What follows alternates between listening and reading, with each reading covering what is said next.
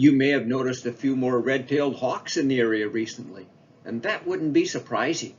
Red-tailed hawks nest way up into northern Canada in the summertime, but now as we move into late fall, it starts to feel real cold up there, and probably most of those red-tailed hawks will shift south, some of them ending up right here in northern Iowa.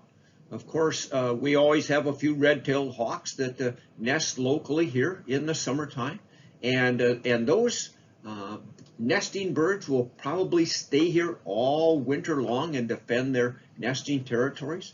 However, their youngsters may shift south of Iowa into Missouri and Arkansas, where it's a little warmer there and maybe the hunting's a little better.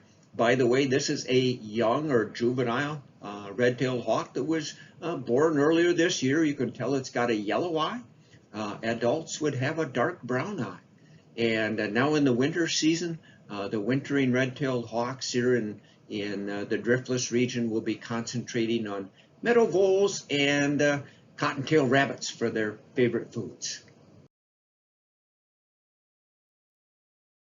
This hungry gray squirrel is getting ready to chow down on a tasty black walnut here. I was surprised to see that this gray squirrel could chew a hole in that black walnut in about 3 bites, so their teeth are super sharp. I sure wouldn't want them biting into my finger.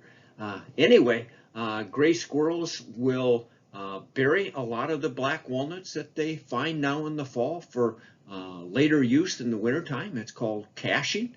And usually they kind of scatter the walnuts around.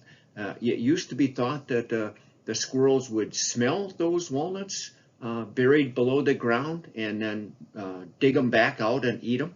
It's now thought that they probably use more just of a sense of memory and make a mental map in their head of where they've got all those walnuts buried. So just think of that. You see them burying walnuts all around your yard. And yeah, they pretty much know where everyone is, and they can remember that probably for a year or two if need be. But anyway, I wish I had a memory like a gray squirrel.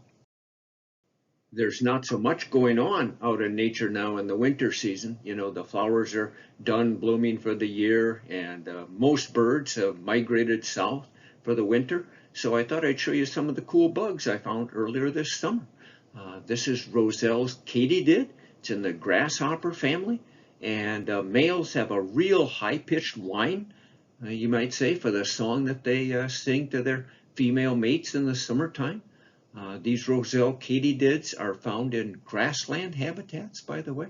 And interestingly, Roesel's katydid is not a native species to North America. They come from Central, Southern Europe, and the United Kingdom. They arrived in Montreal, Canada, back in about 1953, and have been spreading south into New England, then the Great Lakes states, and now made it here to the Midwest. So they're kind of a recent arrival on the scene here.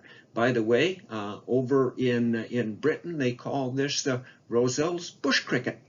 And since they can bite you, give you a nasty little bite if you pick them up, they're also called wart biters. So I guess if you find one out in the field, just enjoy it, but don't try to grab it.